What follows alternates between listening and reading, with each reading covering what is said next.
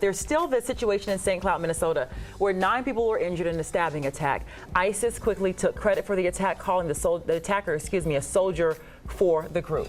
Well, joining us now to weigh in on these lone wolf attacks is global security expert Robert Caltabiano. He just retired from the Secret Service last month. Robert, thank you so much for joining us again. Absolutely.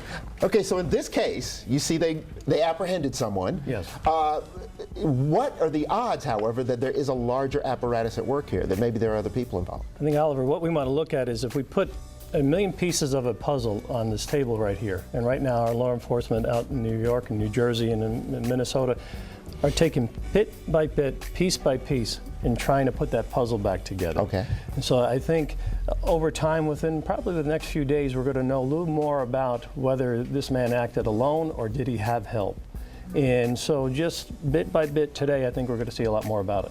You know what always boggles my mind in these cases? We'll hear that, this person traveled abroad and went, to Afghanistan for a few months and came back and, he was cleared from this, this background check, or this person was on a watch list and, still slipped through the cracks. How does that happen?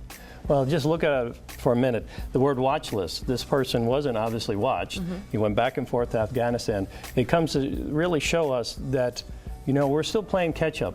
They're doing a fantastic job, but people do slip through the cracks. And we live in a free society, so you could come and go as you please. And so this person did have one incident with the police where he allegedly tried to attack his sister. That obviously didn't stop him from going back and forth to Afghanistan. But I think it also has to come back to the fact is we, as American citizens, need to get more involved. People, I've read in reports that people finally realized that there was something different with him. Right. But nobody ever said anything. Right. You hear that in a lot of cases. To the San Bernardino case, people will say, well, this person acted this way at work, or I suspected something was going on at the house. Well, say something. Is that the key then? Yeah. Because, as you said, the police are trying to put this together. They're a reactive force. They can only move once something has occurred. Is it up to the people out there to say, I saw something and put that together? I think we have to be more responsive as citizens, as people living here in this country free. And so if you see something, if it kind of smells or you're not too sure about it, does it hurt anybody just to say something to somebody else and say, hey, what's going on here? And I think maybe, just maybe in this incident, if somebody would have finally said something, maybe we could have stopped this before it actually happened. People say, like in the attack in Minnesota, ISIS claimed responsibility. Does that even matter who claims what? Terrorism is terrorism. So we haven't had any claims of responsibility yet in this case. But decipher all of that for us. Well, ISIS likes to claim responsibility for everything. Yeah. Let's put that right out there.